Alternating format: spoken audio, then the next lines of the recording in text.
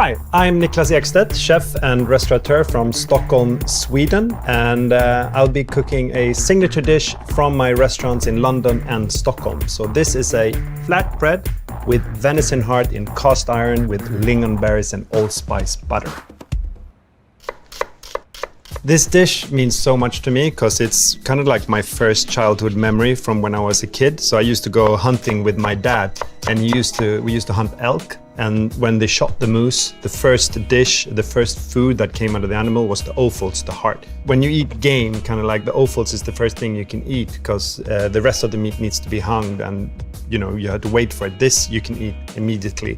And so what we used to do on these hunts, we used to take the heart and then just cook it over the fire and then eat it with this very traditional Swedish flatbread called tunnbröd, which I will be cooking in the oven as well. If you can't find game meat or game offals, you can do this with beef as well. So just chop up some beef and do it with this. Or if you want to do a vegetarian version of it, you can just do it with only mushrooms. So these are some mushrooms and shallots that will be going with the heart. Heart is a great offal, I think, because it's not at all like liver or kidney. It's a muscle, so it's more like beef. It doesn't have that difficult flavors. It's first time eating offals. I think this is a great way to start getting used to it.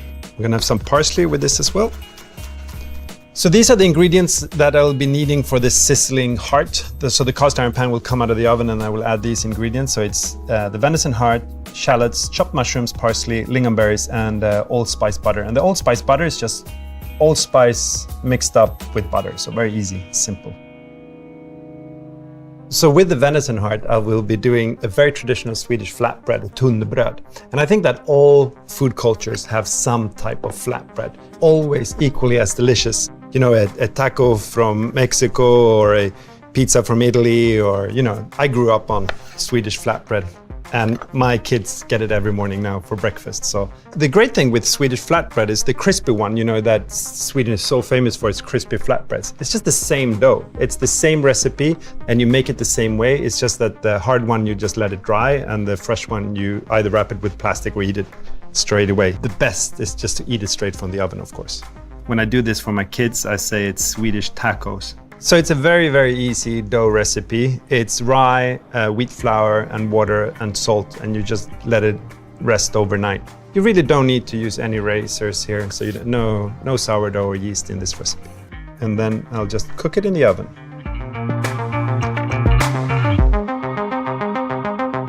You have to use your imagination. Imagine you're in Sweden, big fire, birch fire going on. You got the pan in the middle of the fire, there's a little bit of snow, it's spring, the sun is shining.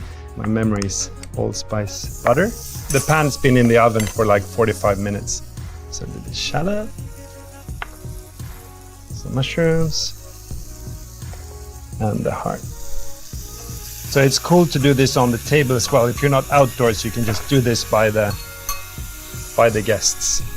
Lingonberries you can get at IKEA, or you can use cranberries if you can't get lingonberries. Okay, so that's it. And if you want the full recipe, you can go to gozney.com.